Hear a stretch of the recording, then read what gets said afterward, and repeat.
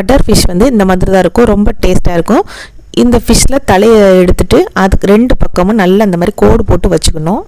இதில் வந்து அரிசி மாவு, கொத்தமல்லி பவுடர், மஞ்சள் தூள், சில்லி பவுடர், சால்ட், அப்புறம் லெமன் அரை எல்லாம் கலந்து மிக்சியில் தண்ணி ஊற்றாமல் லைட்டாக தண்ணி தெளித்து அரைச்சி மீனில் இந்த மாதிரி நம்ம தடவி ஒரு பாக்ஸில் போட்டு ஃப்ரிட்ஜில் வந்து எடுத்து வச்சுக்கலாம். ஒரு 2 மணி நேரம் உள்ளே வச்சிடணும் ஃப்ரிட்ஜில், ஃப்ரீசரில் வைக்க வேண்டாம்.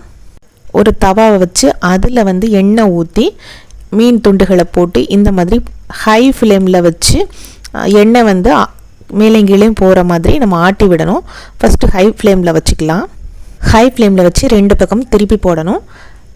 திருப்பி போட்டுட்டு நம்ம செஞ்சோன்னா ரொம்ப டேஸ்ட்டாக இருக்கும். நீங்களும் ட்ரை பண்ணி பாருங்கள். சுவையான பட்டர் ஃபிஷ் வந்து நமக்கு ரெடி ஆயிடுச்சு. ரொம்ப டேஸ்ட்டாக சுவையாக. உங்களுக்கு இந்த வீடியோ பிடிச்சிருந்தது அப்படின்னா ராஜி வீட்டு கிச்சனை சப்ஸ்கிரைப்